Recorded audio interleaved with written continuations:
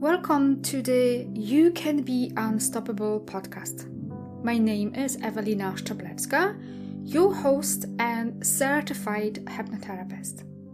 In this podcast, I will share with you how to tap into the power of your subconscious mind. I intend to share with you how learning how to use the power of your subconscious mind can help you to create a successful and abundant life with ease, how to connect with yourself while fostering a healthy relationship with your body and mind. Tapping into the power of the subconscious mind will help you to learn how to manage your emotions, become more resilient and present in all of your relationships. Self-love and self-worth are the keys to the kingdom of success and abundance, to happy and healthy life on your terms. Welcome everyone, and today's guest is Magdalena Tatarczewska, and she's an entrepreneur, ICF certified coach, neuro-linguistic programming practitioner, and emotional intelligence analyst with over 10 years of business and leadership experience in a technology space, who now used spiritual science, astrology, and human design to help individuals become more fulfilled in work and life. Welcome. Thank you very much for the invitation, Evelina. Oh, you're welcome. Thank you for being here and having this, I'm sure, amazing conversation about human design, spirituality, and science. Yes, sure. Why not? Awesome. So before we really dig in deep, can you tell me what happened in your life? What has led you to become a coach? What have happened in your life that you decided, you know what, I want to study astrology and human design? Yeah. So basically, my path has been very interesting because I started my professional career in marketing, and then I moved to, digital marketing. So I was like account manager, then sales, and then all of a sudden a very nice opportunity arose. So I started like managing my sales team. And I've been always drawn to astrology. So at that point, everything was pretty much superficial, the usual one, like you are a Cancer, you are a Leo, you are a Scorpio. And I always sense that there is loads in this, but I never been really tapping very deeply into the spiritual stuff. People with the time also started telling me that I have a very good intuition. And surely, we all have intuition. It's that not all of us, let's say, trust it and try to develop intuition, because we can work a lot on actually growing this kind of gift, which is, of course, nothing very, very much rational, right? Because how can we prove that, this feeling that we have in the moment is right? We all have it. Exactly. It's like we have no facts for that, but we just feel, for example, in the moment that, okay, this project will go well, or like this person may, I don't know, have like a certain deep meaning for us in life, or we may feel, like probably there's no such nice chemistry between us, right? So we feel those things oftentimes in the moment, but like sometimes people suppress those things because it's nothing rational, it's not factual. So yes, with the time, I started digging deeper into this, and everything started during pandemic. Actually, it started seriously in Tanzania. So when everything started, so in terms of pandemic, I was in Tanzania climbing the biggest mountain of Africa, Kilimanjaro, with some friends and group of strangers. And I'm not sure how those things work, but when you feel so uncomfortable, I don't know, like we were sleeping in the tents, of course, the altitude was at some point like really making us feeling tired and like lacking energy, of course, like with the thin air.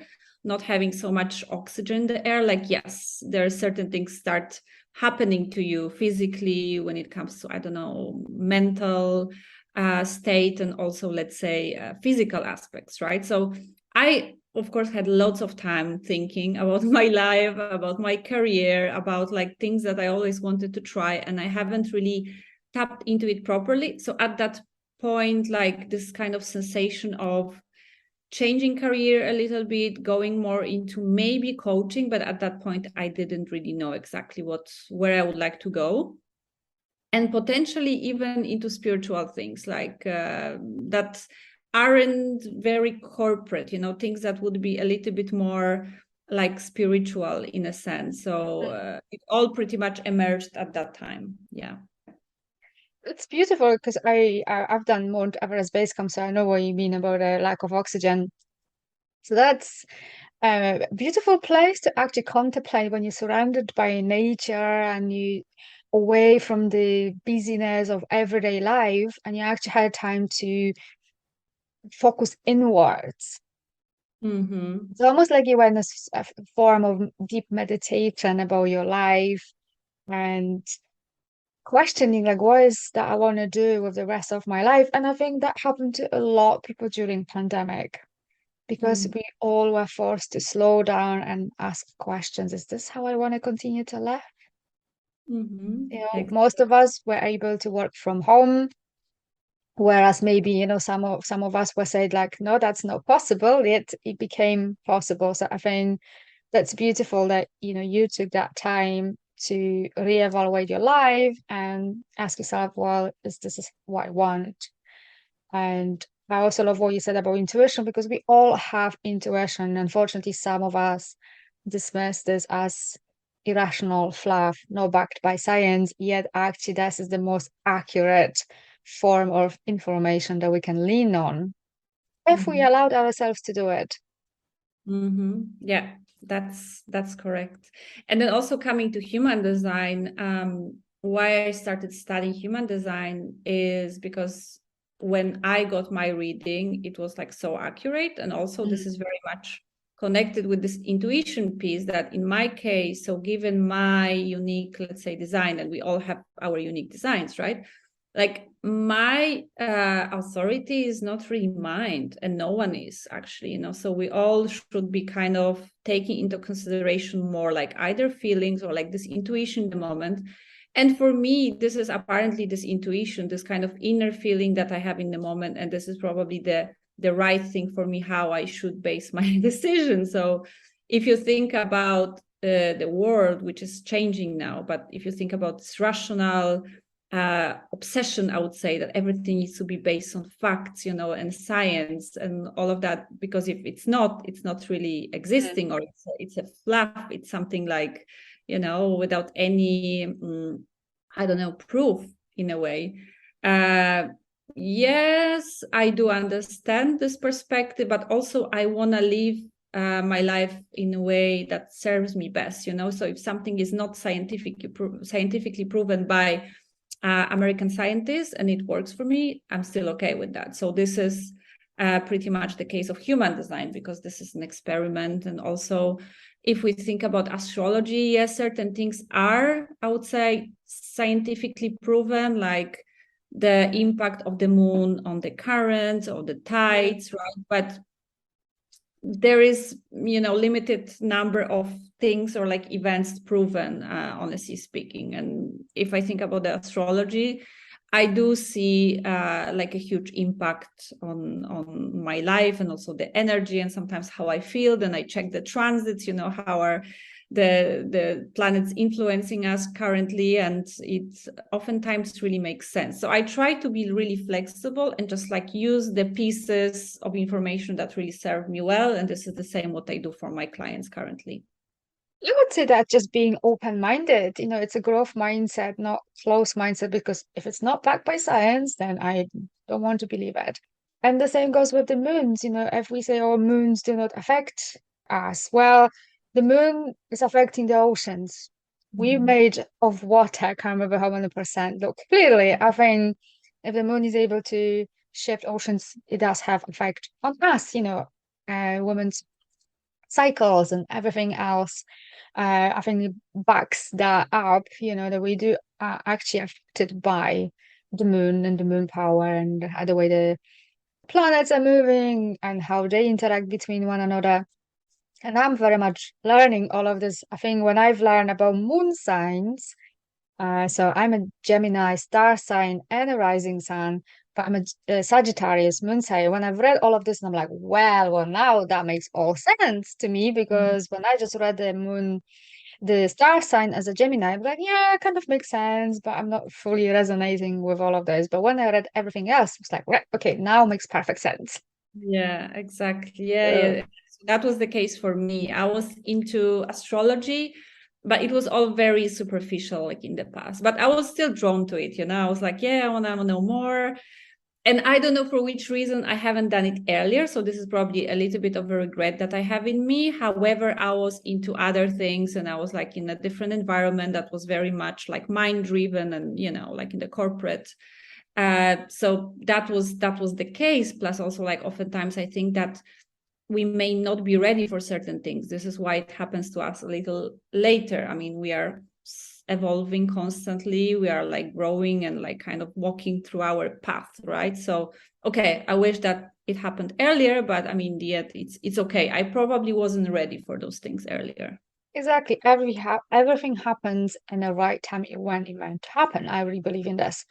So I can see this with my clients, and I'm pretty sure you probably see this too. So many of us engages in activities that drain our energy. So we procrastinate, we scroll social media, we engage in various coping mechanisms and strategies that we develop to avoid feeling those uncomfortable emotions and everything else in between. Then we feel lost, frustrated, that our lives is not where we want it to be, that the business is not growing, yet we are committed to engage in activities that actually drain our energy and not into activities that are actually going to move us and propel forward. So can you help me to understand, how do you help your clients to change that behavior? Mm-hmm. So definitely what I suggest is like to stop for a moment, if that's possible. Of course, like if someone is having a full-time job and of course needs to provide, for the family, pay the bills, it's not about quitting the job, but it's trying to find like the space, because I know how it is when we are on autopilot. We are like, one task after another and we have no space, not even to think, but like to feel and to be, so it's like all doing, right? So this is definitely something that I suggest to do. What I will do now for myself, and I don't really feel overwhelmed, but I just feel like I need the space to cut off all of the social media and communication. So I will be going for the silent retreat, right? For the first time for like 72 hours. So I'll be absolutely disconnected from anything. This is going to be very interesting. However, I did in the past like 12 hours of being like, in complete silence. I suggest that to people because this already brings something, some kind of clarity. Okay, so what is draining my energy? So maybe social media, maybe let's say certain circles of friends or like activities, So then we can think, okay, maybe let me minimize this and we'll see how do I feel. Sometimes people don't really know exactly what is bothering them. So then I also suggest to journal. And if someone is extremely overwhelmed, one of the exercises is like to really sit down and write up to even 2 pages every day. So even if it takes like 40 minutes, that's okay. Like you sit until you write the entire like page or 2 even. This also helps to kind of understand what is happening in our heads. And then of course, like coaching, like even myself, sometimes I'm thinking, okay, I'm a coach and I'm bothered by something, but then I do a session with a peer coach and I'm like, okay, how come I didn't figure it out earlier, but it's normal that this person sees us from the perspective, right? And asks like a very objective question, etc. And then we are coming to the solutions. What shall we do about a certain situation, not to feel like drained or like overwhelmed. So definitely those are the basic things I would suggest for the beginning. Yeah, and I think hiring a specialist, a coach, a hypnotherapist, whoever you feel called to do, because they will ask you the right questions, they will point you in the right direction, and you say they are objective. So they will see things from a different perspective that you may not willing to go there because it's uncomfortable, and that's usually is the case. Yeah. I've experienced that myself, where I didn't want to go into places because I was like, nothing there to look at. Yeah, there was plenty to do. Where in all of this do you think fear sits in? How fear and various types of fears, because obviously there's a fear of judgment, fear of failure, just fear in general stops us from growing. Yeah, fear is, I mean, it's a huge thing because I think there are so many people, even like around me, who could maybe even go further in terms of their career, other things. But the fear, obviously, what would others say, like the family, I don't know, friends. People are also like afraid to lose their status all of a sudden. So maybe they are already like having certain reputation in organization, but they were always thinking to create their business, and they are fearing to be this newbie again, right? Mm.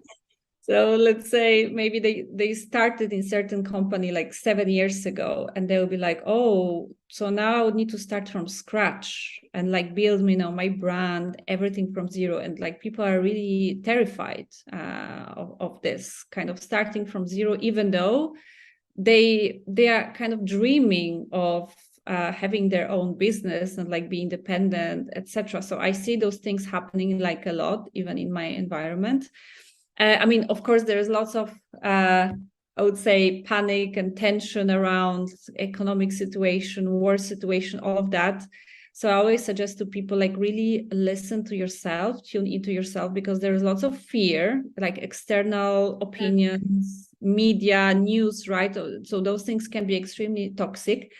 But there is many things we can do about it, and just try to tune into ourselves, right? Because in the end, we all been through lots of struggles in life, and oftentimes I think about that, like I've been through this struggle and that one, and everything turned out to be okay in the end. Okay, maybe I was under pressure, maybe this let's say quarter of a year wasn't uncomfortable, but I mean, we figured it out, so why not to take this chance and take maybe even like the small risk, if deeply inside we feel like we really need change. So like the fear can really do horrible things to people.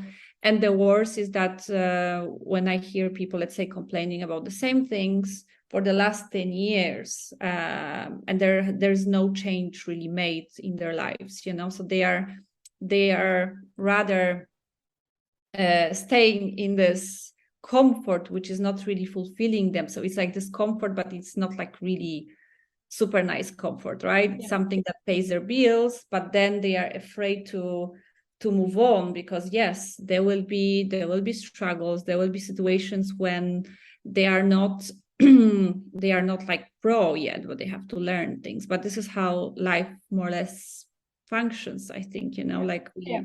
we go through very different, let's say, episodes of life, and we are evolving constantly. Yeah.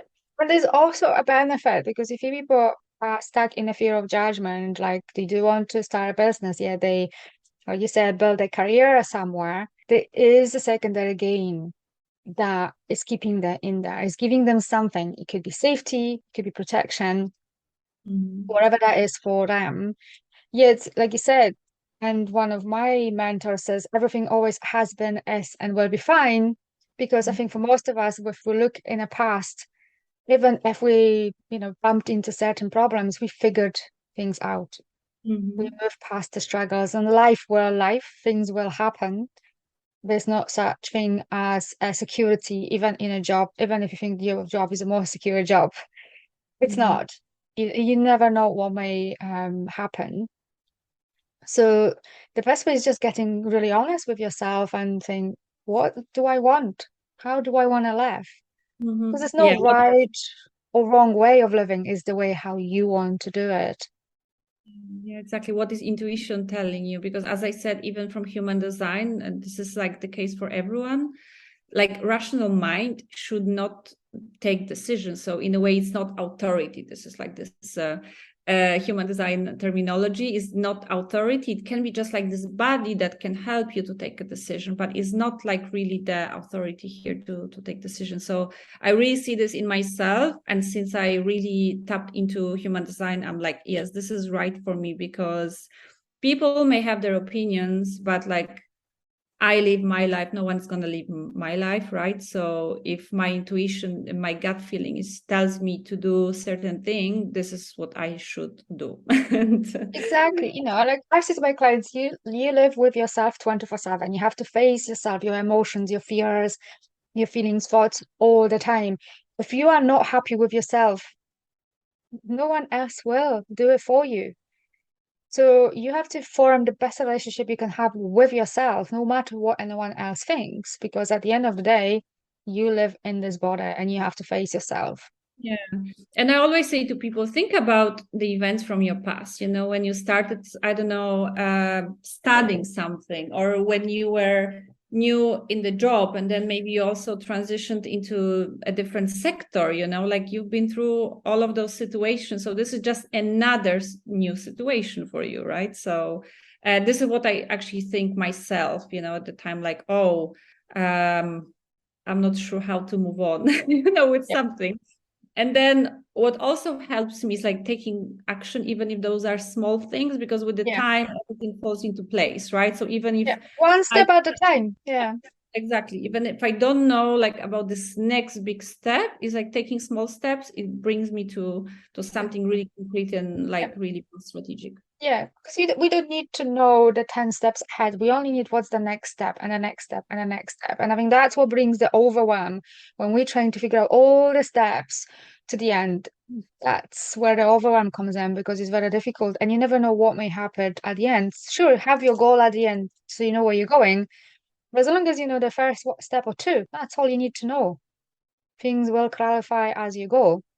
So Mhm. then, so that's the comfort zone, the fear of judgment, the way we engage in the activities that drain our energy is just the way we are, is our identity, is the comfort zone. So how do you then help your clients to move past the comfort zone from the stuck position and actually move forward towards the goal that they really want and desire? Mhm.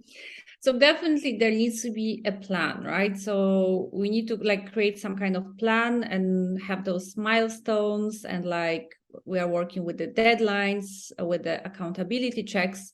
But of course, what comes out is like some limiting beliefs, right? So oftentimes people are not aware of those limiting beliefs before, but they are coming out throughout the process, and they are like, okay, but this is a little scary because in the past I tried that strategy, but then I got a very horrible I don't know, feedback, opinion that someone, for example, is not good at public speaking, right? And sometimes we are not even aware that this is so deep in us, like this kind of fear of, let's say, presenting in front of 30 people, because we got this very subjective, like harsh feedback from someone that we are not good at presenting. And then people want to move on with their business, but then all of a sudden they have this workshop or something and they keep postponing. And I'm like, okay, what is going on, right? Like, why are we postponing? This is going to be very important for you. And then in those kind of situations, sometimes I use NLP, and I know that you also are into NLP. So then we try to go back to that past situation that caused this discomfort and try to like replace those negative elements. So that's connected with the sensation, right? So what the person sensed in that moment, saw, heard, etc. And we are trying to replace those submodalities so that Yeah, the change the person, submodalities. Yeah. yeah, can start like fresh, and Mm. unfortunately we are holding those kind of things for years in us, and sometimes we are not even realizing, like, I mean, right? Because the memory, I mean, like, we as humans, we try to erase certain things from the past, and this is some kind of protection, right? We are Yeah. protecting ourselves from the bad that happened in the past. So those are the things that we usually do. But then, of course, there is like a little bit of this motivation and encouragement for the person that, I mean, of course, let's move step by step, but you already see how far you've come after those a couple of weeks or months. Yeah, that's a good one. Obviously, I use NLP and hypnosis. I do slightly different things than you, but it's all about identifying those limiting beliefs, those things that keep us stuck, the stories, the habits, values. Because if we say that we value something, but we're not actually acting accordingly, then we do not value this. Yeah. It's all about identifying what is that you really want and how you want to move forward. So, moving slightly in a different direction, mindset is one of those words that is being thrown around all over the place at the moment. Mindset this, mindset that. And what does it mean to you?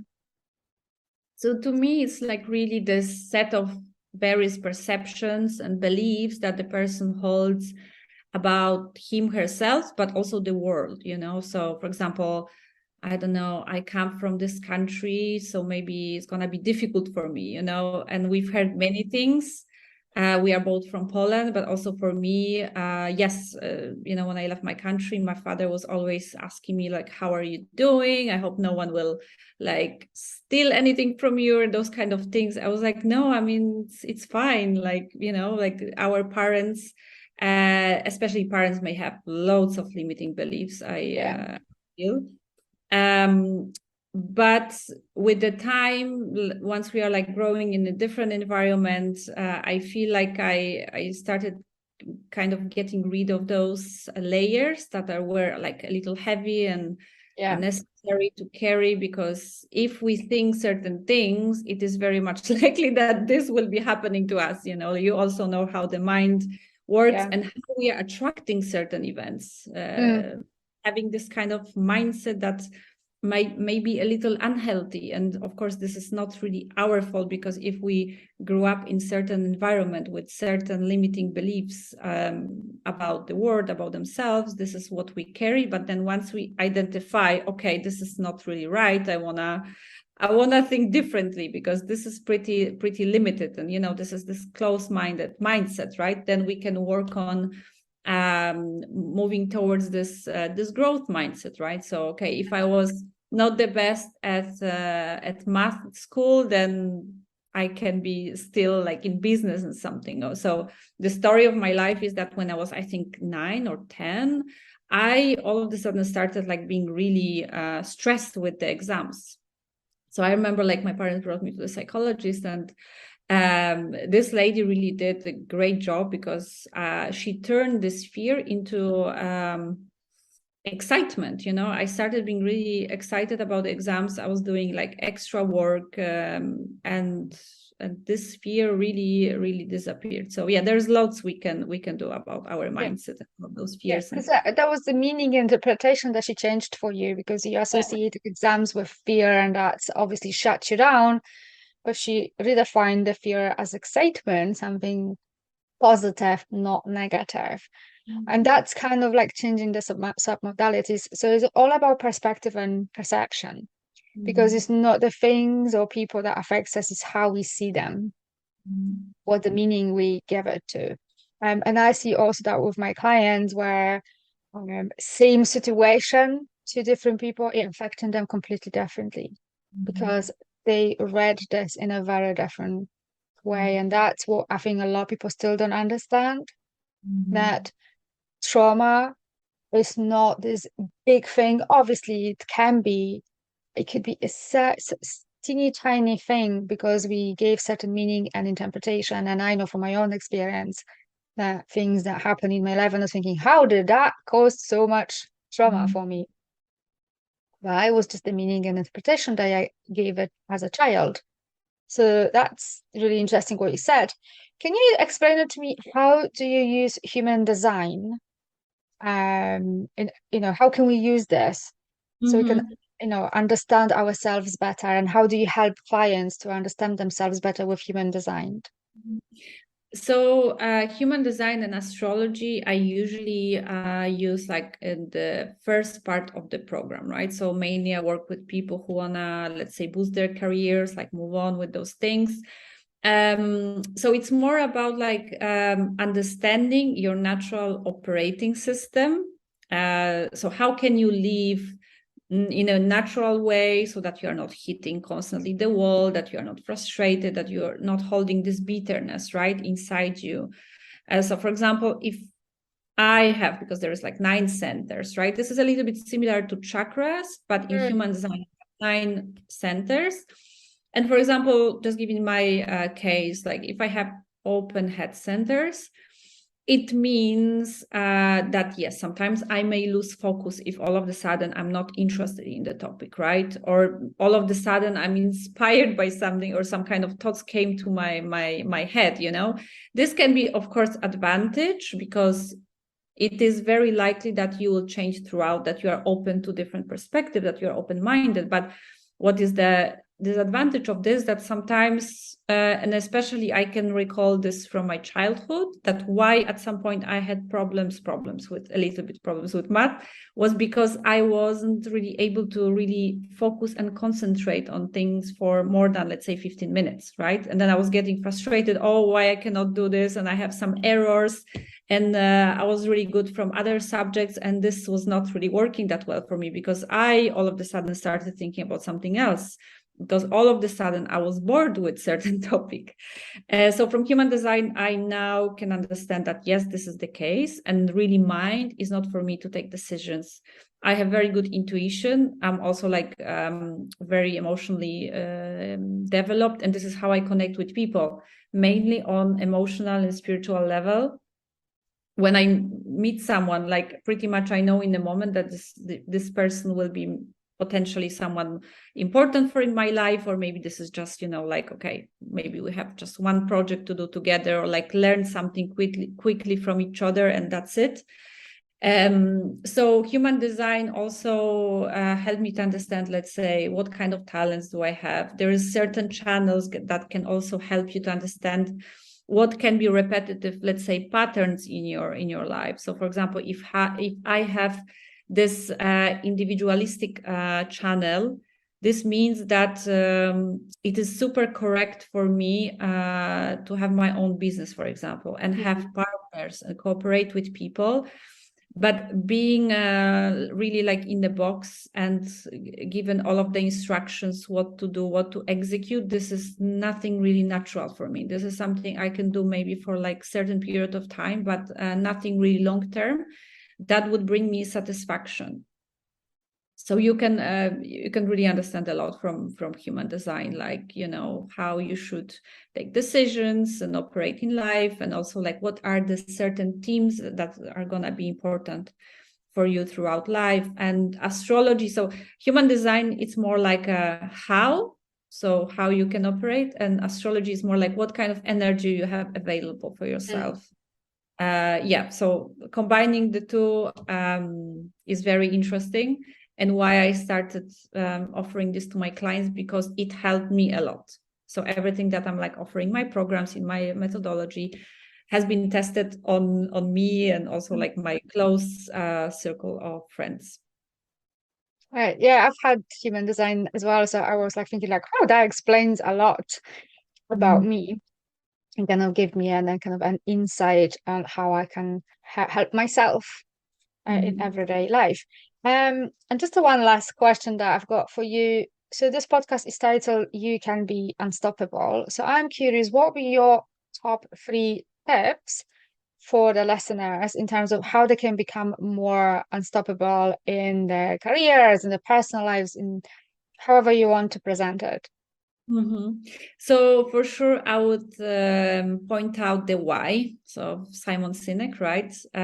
So why are we doing what we are doing? And definitely what I'm doing right now, I'm helping people with things that I struggle, like at some point when I was really feeling stuck, and I kind of felt that maybe I needed that help.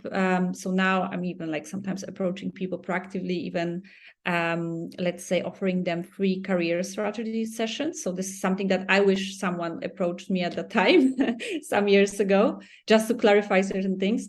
then definitely think about the impact. So yes, when you are especially changing, I don't know, industry, like you are jumping from one organization to another, or like even creating your own business, this first phase can be very, very challenging. But then think, okay, what kind of impact you are bringing, to people.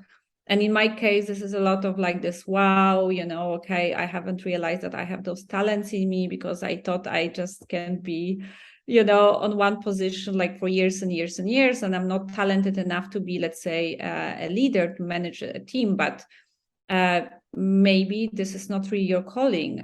Maybe your calling is more like being, I don't know, helping people in their relationships, or like to create something like great for the planet, for example, right? So the impact.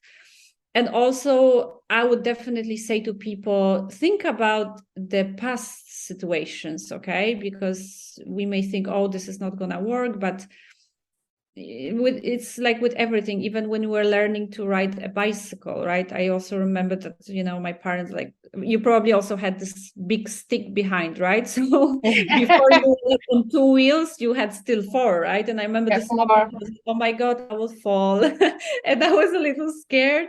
But then one day, yes, I started like, riding a bicycle like an adult, right? And that was a beautiful moment. So think about those moments when you overcame certain fear or like limiting beliefs, and you were able to do it. So this is just another new situation. And definitely also like surround yourself with people who are on a similar journey as is you, because this really, really helps.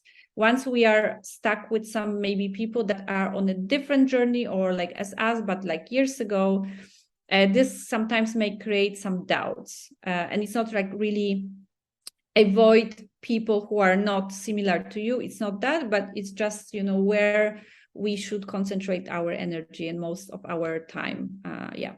That would be it. Well, all right, amazing. Thank you very much.